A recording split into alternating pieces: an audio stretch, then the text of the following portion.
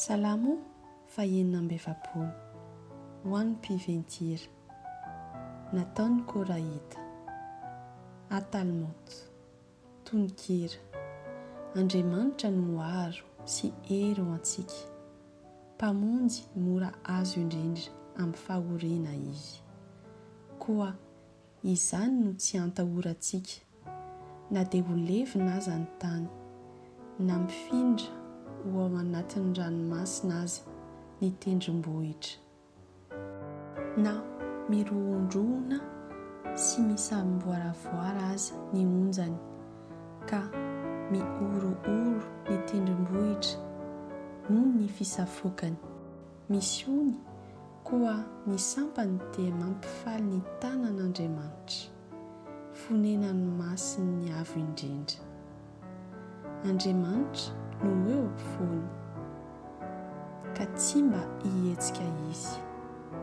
Andriamanitra no hamonjy azy rehefa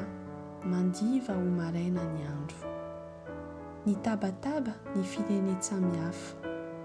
ny kotrakotrana ny fanjakana maro nanonona ny feony izy ka ny empo ny tany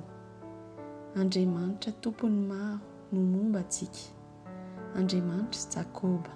no fiarovana avo ho antsika avy jereo ny asan'Andriamanitra izay mahatonga faharavana etỳ an-tany mampitsahatra ady hatramin'ny faran'ny tany izy manapaka ny tsipika sy maninto ny lefona izy ary mandoro ny sarihety amin'ny afo mitsahara